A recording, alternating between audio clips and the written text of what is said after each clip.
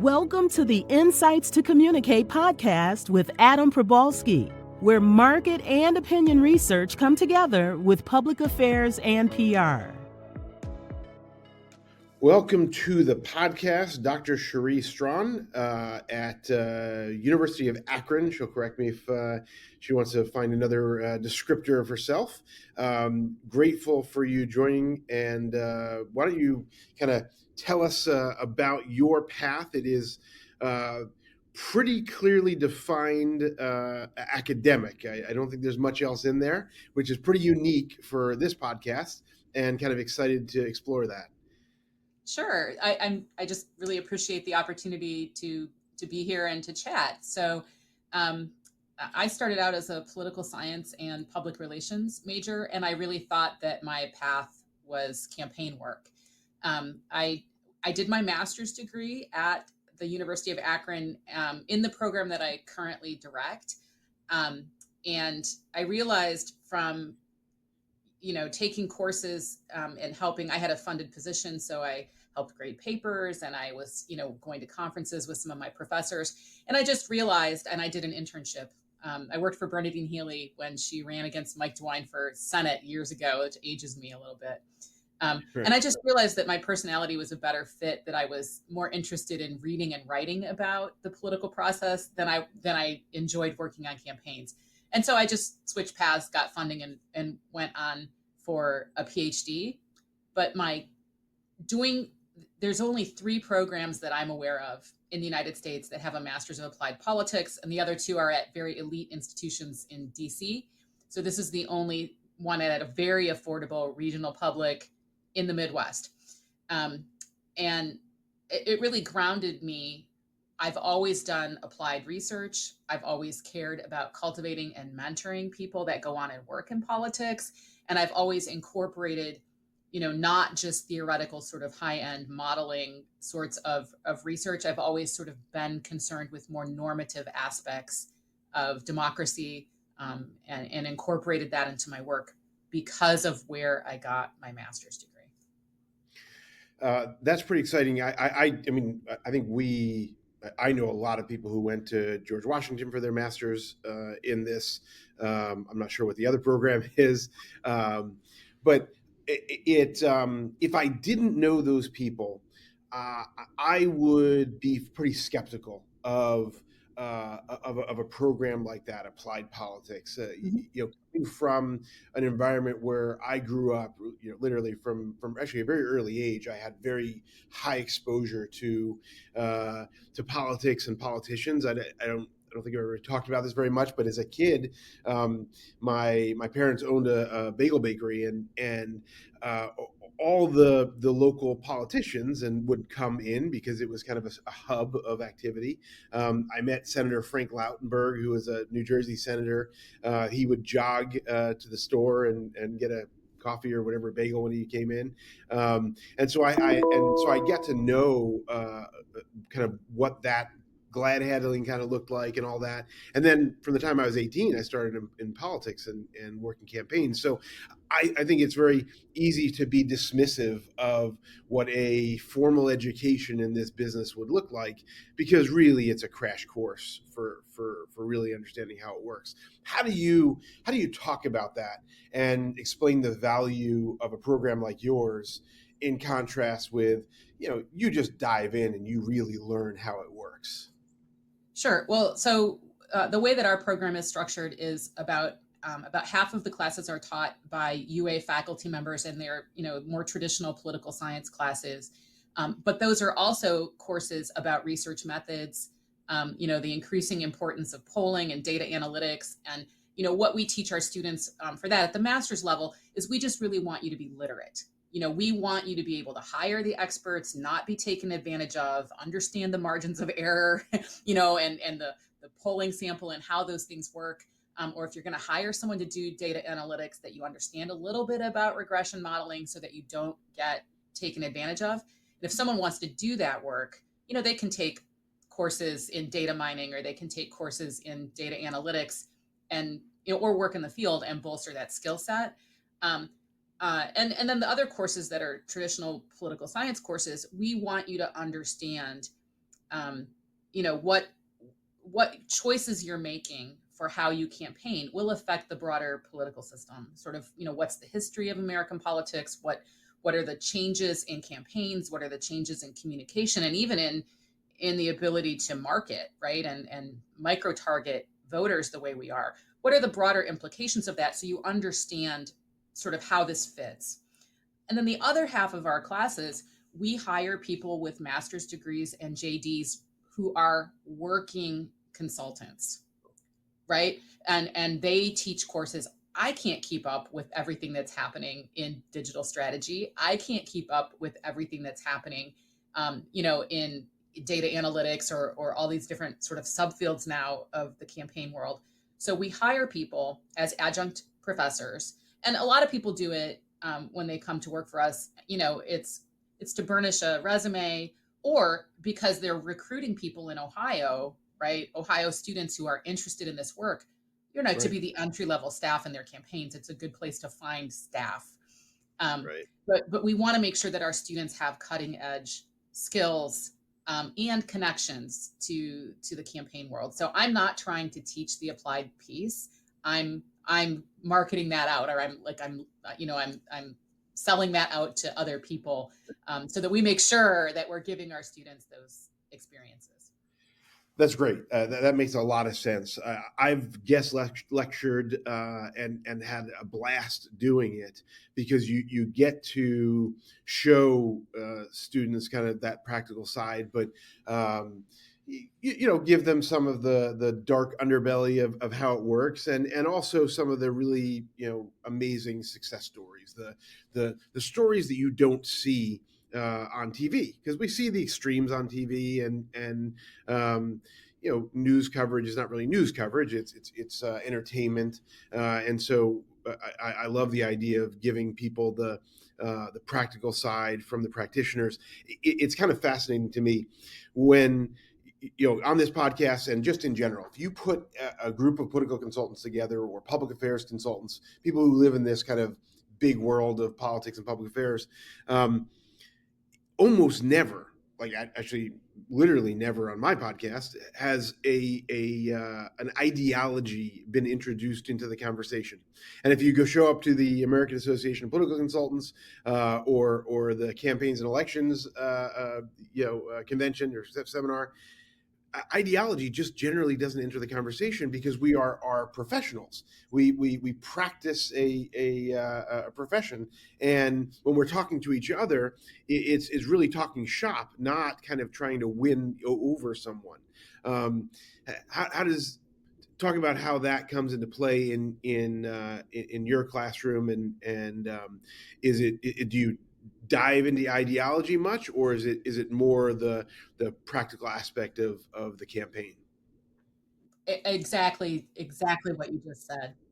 Um, we The institute was founded by Ray Bliss, who, right, anyone connected to politics knows, right, was chair of the RNC, and he was a UA alum and endowed our institute. But the first director, he made sure the first director was a prominent Democrat in the Ohio State Legislature who was finishing his PhD and had a job at Akron, right, at adjunct professor gig at Akron.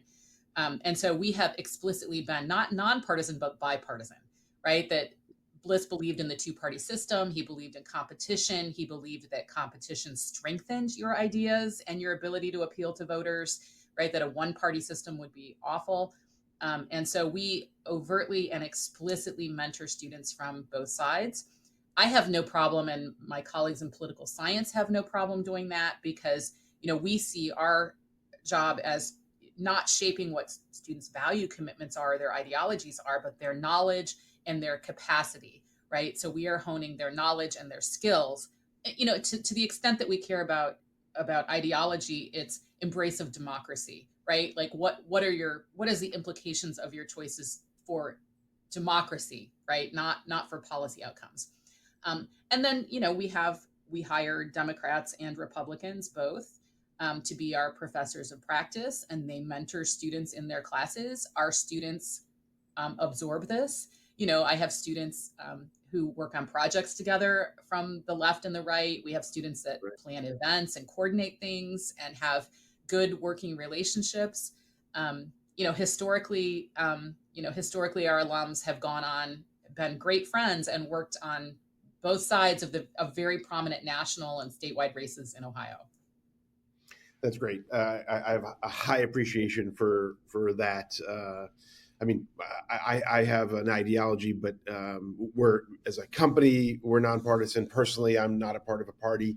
I believe in things, but it's kind of more fun from a business standpoint to not inject that and kind of work across the board for clients. So, do you have a sense of what percentage of your students kind of go on to proper campaign or public affairs work versus some other place in the workforce? Almost all of our students go on and work in some aspect of applied politics. I mean, students that want to do something else typically don't come to us, right? Like our master's degree is specifically a master's of applied politics. And so if you want to go on and I'm one of the weird ones, right? Who thought that was what I was going to do, worked on a couple campaigns and went, my personality is more suited to reading books and writing books about this. But almost all of our students, we have a huge footprint in Columbus. We have a huge footprint in DC. For students who have gone on, a big chunk of them will go on and work on campaigns, but we also have students that go on and work in government affairs. We have students that do, start out as staffers, right, in Columbus or in a district office or something like that. And we work with our students. We have funded internships. So part of the endowed funds that I have from Ray Bliss, thank you very much. There's a picture of him in my outer office. Say thank you every morning to Director Bliss. We have funded internships for our students, and we have very serious conversations with them that's right. I can write a letter and get you into a PhD program, but launching your career in applied politics, your internship and the professional networks that you're going to cultivate from that are more important. So we take that sort of applied work very seriously. That's cool. I think, having internships is an important part of it. The fact that you kind of help them get into it. And what does that look like? What is an internship? Is it with a campaign? Is it with a congressional office? Is it with a corporate public affairs operation? What do they typically look like? Any of the above. Right? As long as it's related to politics, I can fund it with the endowed funds. So the endowed funds are for explicitly political, applied experiential experiences. And so as long as I can make the argument to our development office who manages those accounts for me, as long as I can make the argument that this is related to applied politics, I can provide our students with funding for their internship experience, which helps them then. They usually do the internship in the summer when they're not taking classes. And, that helps them, if they're not local to Columbus, if they're not, if they need to or want to go to DC. We had someone in the State Department, right, who was, kind of shifted focus kind of mid master's program and decided they wanted to do something a little bit more on the policy international side, and we were happy to help support their stay in DC. We also recently just put another thing that helps is we just put the program completely online after the pandemic. Oh wow! And our online, if you are an online student, you get in-state tuition and Ohio tuition compared to other places. At the University of Akron, which is a regional public, right, is a lot cheaper than a lot of other places. So we're hoping that can help us broaden our, appeal beyond Northeast Ohio. Very cool. So give us a picture. Is there, now it's online. Is there like one course that like everybody loves that everybody just like gets super excited about and or that you love more than any other that is kind of the central point for everybody's excitement? Oh my goodness. I love one of the favorite pieces of my job is working with students because they're so enthusiastic and they re-bolster my enthusiasm. So some of our students just really love the applied classes, and really just feel, if they're working on a campaign, we have a core class about campaign strategy, just sort of a basic, how do you build a campaign strategy and a budget Right. and sort of plan backwards and what are all those elements. And some students just really respond to, to that piece of it. I have a student who's, we have a huge new immigrant population in Akron. And I have a student who's Burmese who wrote his paper about fundraising strategies for Asian Americans. So if you're an Asian American, right, if you're an Asian American candidate and you need donors, small donor base, like what are the appeals? And that was his project, which I'm sure will inform his career or his own candidacy, right? Like they get super excited about that. I teach sort of a political science sort of seminar class on foundations of civic and political participation, sort of what are the changes in our political environment from communication strategies, from like shifting to primary elections, to the ability to micro-target, to the decline of civic infrastructure that are shaping and framing like how hard it is to find voters, right? There, they don't have the civic identity from being members of Kiwanis anymore, Right. right? They're not like already signing up. And, Yeah. what are the implications of getting people to vote? And I have students that really respond to that. I also teach a class, some of my own research is about women in politics. So I teach a graduate level class on women in politics, which has an applied component built into it. So it's, my political science stuff, but then the assignments in the class are like, now that you know this, how are you going to recruit women to run for office? Or, right, how do you get women to step up into more leadership roles when they don't have as much political ambition? And a lot of the women in our program, have responded really well to that class. Students are great. Yeah, that is really cool. So I think it's really interesting. There's great. I mean, for your student, your Burmese student, there's a kind of a built out infrastructure of for Vietnamese Americans. I live in Orange County, California. There's a big population here. I know we have populations in San Jose and Houston too. But there's a big infrastructure for fundraising among Vietnamese Americans because there's some high profile elected officials, Vietnamese Americans, and then also Indo-American community has kind of a similar built out. So there's probably some really good case studies out there that your student can look to kind of help develop that. That's an awesome, something. That's really great. Some version of that will turn into his capstone, right? Like he's going to turn that into, we make him do a capstone, not an academic project. Sure. They have to do some sort of a capstone to graduate, and some version of this will be his capstone project. So one thing you mentioned that I didn't think about in a program like yours is that you've got students that may run for office someday, or having been around enough elected officials, I'm pretty convinced it's a minor mental defect, the desire to run for office. So do you notice a difference in the students that you kind of see as potentially wanting to run for office versus the ones that want to, make $1 million or do something, in a public affairs or, give back kind of a role? Oh, I would just say that most of our students are, our students have hustle. All of our students have hustle. I mean, think about the kind of students we're recruiting at the University of Akron. Our undergraduates, right, are first generation. My Burmese student is, his parents are immigrants, right, refugees. My students have so much hustle and so much ambition to make their mark, whether that's, working for someone else's campaign and becoming a consultant, or whether that's, sort of being ambitious for themselves. You really do get a different flavor of student at the University of Akron than you do, at places where people are comfortable and their parents are paying their tuition. Right. Yeah. So I see all of my students as ambitious, eager, highly motivated.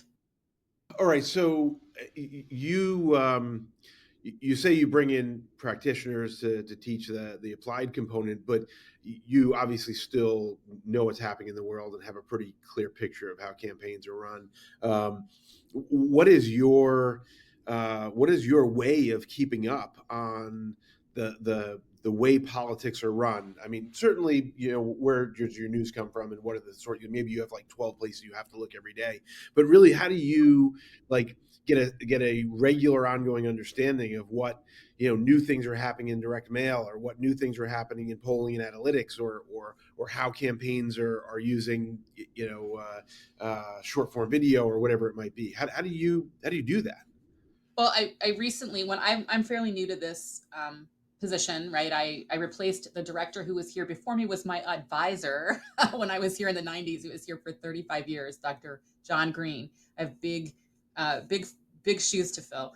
Sure. And so I've only been here a year and a half, but I've always been an avid, just to be a political scientist. I don't know. I read 5 newspapers a day. I vary them to make sure that I'm not getting, just the New York Times or just the Washington Post. I read some regional newspapers. I change them up. Read the Wall Street Journal, swap it out for the Christian Science Monitor. I just try to read a wide variety of news and op-eds and The Hill and all those sorts of things.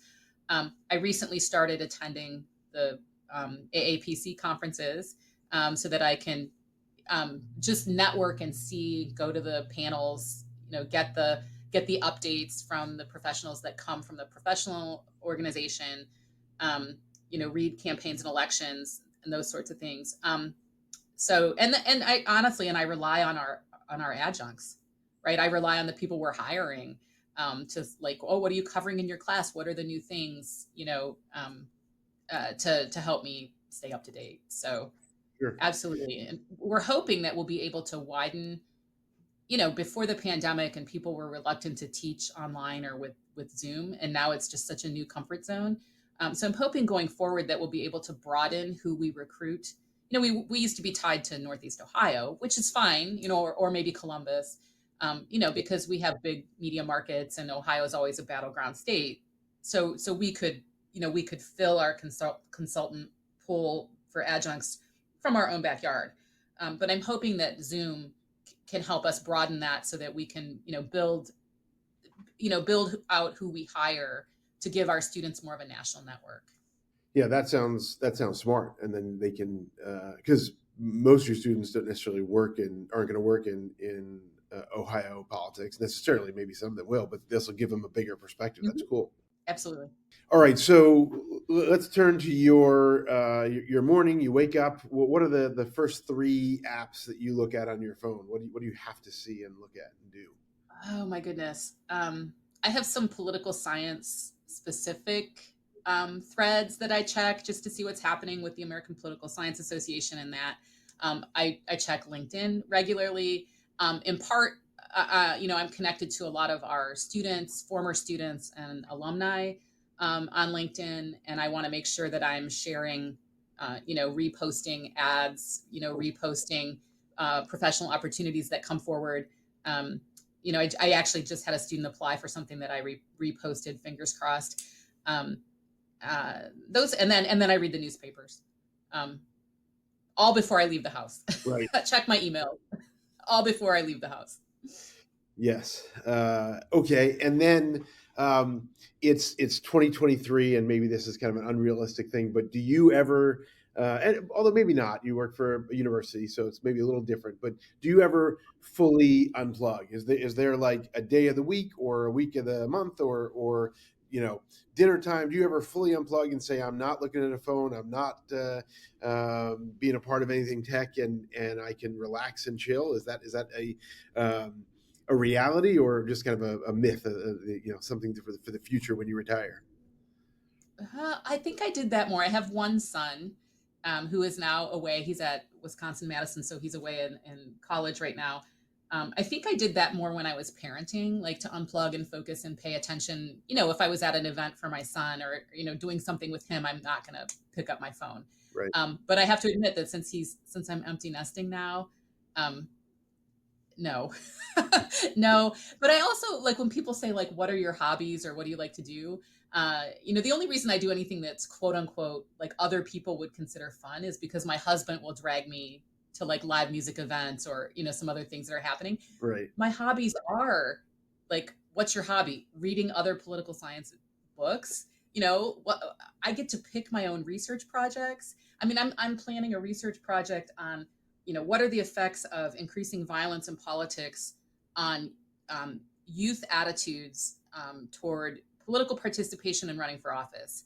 Because if we're going to recruit people into this program, or we're going to recruit political science majors who want to work in applied politics, and if the uptick in threats of violence is scaring them away from our major, I need to know how to respond to that, right? Right. But that's like a fascinating, like, I want to know the answer to that. So I wind up working all the time, but it doesn't feel like work.